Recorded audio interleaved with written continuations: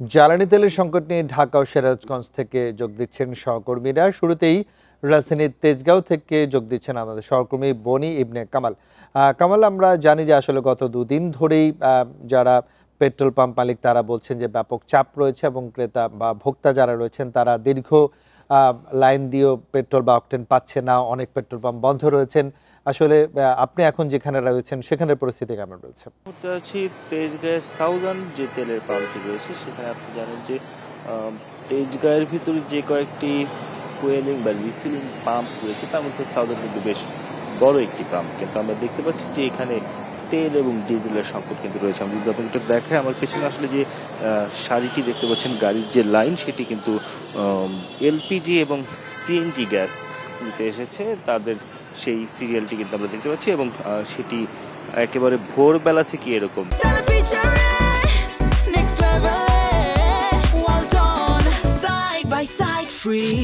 কারণ এই যে পেট্রোল পাম্পটি বা এই যে ফিলিং স্টেশনটি, এই ফিলিং স্টেশনের পেট্রোল বা অকটেন অথবা ডিজেল যে সরবরাহ সেটি কিন্তু নেই, এবং তারা একটি বড় করে লিখেই রেখেছে যে সরবরাহ না থাকে অকটেন ও ডিজেল বিক্রয় বন্ধ আছে। এরকম অবস্থা কিন্তু আমরা দেখতে পাচ্ছি। এবং আমি যদি আপনাকে একটু জানিয়ে রাখতে চাই, গত 2-3 দিন ধরেই কিন্তু আমরা দেখতে পাচ্ছি যে রাজধানীর বেশ কয়েকটি পাম্প আসলে বন্ধ রয়েছে। বিশেষ করে হচ্ছে যখন দেখা যাচ্ছে যে তেলের বা ডিজেলের কিন্তু এক ধরনের ঘাটতি থাকার কারণে।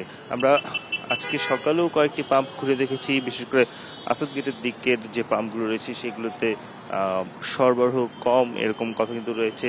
আমরা যদি একটু আপনাকে কল্যাণপুরের কথা বলতে চাই, আমরা দেখতে পেয়েছি যে কল্যাণপুরেও কিন্তু পাম্প আসলে বন্ধ রাখা হয়েছে, অর্থাৎ তেল দেওয়াটা বন্ধ রাখা হয়েছে। তেল ছাড়া অন্যান্য যে গ্যাস অর্থাৎ এলপিজি বা সিএনজি সেগুলো পাওয়া যাচ্ছে, কিন্তু তেলের যারা তেলের ক্রয় করতে আসছে অর্থাৎ তেলের ক্রেতা তাদেরকে কিন্তু ব্যর্থ হয়ে ফিরে যেতে হচ্ছে। ফলে যেটা দেখা যাচ্ছে যে জায়গা বা যে পাম্পগুলোতে তেলের সরবরাহ রয়েছে সেই তেলের পাম্পগুলোতে বিশাল লাইন তৈরি হচ্ছে। 200 টাকার বা 2 লিটার তেল পেতে আসলে লম্বা সময় ধরে কিন্তু তাদেরকে অপেক্ষা করতে হচ্ছে। এরকম একটি অবস্থান কিন্তু আমরা এখন পর্যন্ত দেখতে পাচ্ছি। তো সার্বিকভাবে বলা যায় যে তেলের যে সংকট সেটি এক প্রকার তৈরি হয়েছে, আমাদের যে দৈনন্দিন চাহিদা থাকে তার চেয়েও বেশি করে নেয়ার যে প্রবণতা, সেই কারণেই মূলত এরকম একটি সংকটের মধ্যে তৈরি হয়েছে। যদিও সরকারের পক্ষ থেকে বলা হচ্ছে যে এই সংকট আসলে কোনো কারণ নেই, কেননা তেলের পর্যাপ্ত মজুদ রয়েছে, তবে চাহিদা হঠাৎ করে বেড়ে যাওয়ার কারণে এক ধরনের সংকট তো দেখাই যাচ্ছে।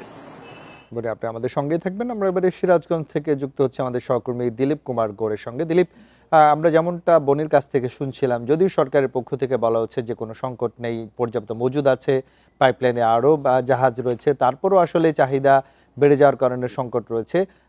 সিরাজগঞ্জে কেমন অবস্থা রয়েছে? আমি এখন দাঁড়িয়ে আছি সিরাজগঞ্জে যে সবচেয়ে বড় পেট্রোল পাম্প মিরপুর ফিলিং স্টেশনে। তো এখানে কিন্তু আমরা সকাল থেকে দেখেছি যে যানবাহনের তেমন চাপ নেই, এবং পাম্প কর্তৃপক্ষ বলছে যে পর্যাপ্ত পেট্রোল এবং অকটেন মজুদ আছে, এবং তারা কিন্তু চাহিদা মতন সরবরাহ করছে। এবং আমি যদি দেখাই যে এখনো কিন্তু এখানে দেখবেন যে কয়েকটি মোটরসাইকেল রয়েছে এবং প্রাইভেট কার রয়েছে, সেগুলোতে কিন্তু আসলে তেল সরবরাহ করা হয়েছে। এখানে পাম্প কর্তৃপক্ষ যেটি জানিয়েছে যে সরকারিভাবে যে নির্ধারণ করা হয়েছে প্রতিটি মোটরসাইকেলে 200 টাকার এবং প্রতিটি প্রাইভেট কারে 1000 টাকার তেল তারা দিচ্ছে।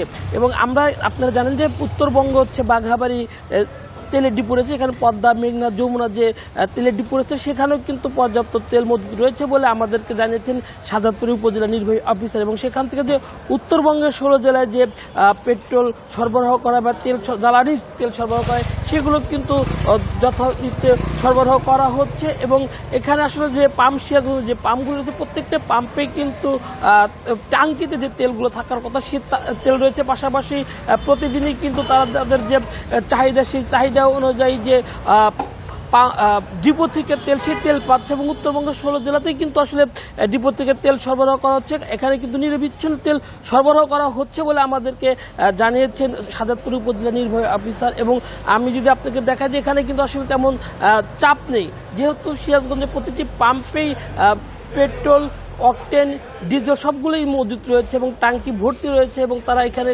আপনাকে দেখা যে একটি ট্যাঙ্ক লরি রয়েছে যেটি করে আছে, তারা ডিপো থেকে জ্বালানি সরবরাহ করে নিচ্ছে। তো মূলত যদি আসলে আমরা যদি দেখা যে সিরাজগঞ্জ যে পেট্রোল পাম্পগুলো রয়েছে সেই পেট্রোল পাম্পগুলোতে কিন্তু আসলে বর্তমানে জ্বালানির কোনো সংকট নেই। সিরাজগঞ্জ এবং ঢাকার তেজগাঁ থেকে জ্বালানি তেলের সর্বশেষ তথ্য জানাচ্ছিলেন আমাদের সহকর্মী দিলীপ কুমার গৌর এবং বনি ইবনে কামাল।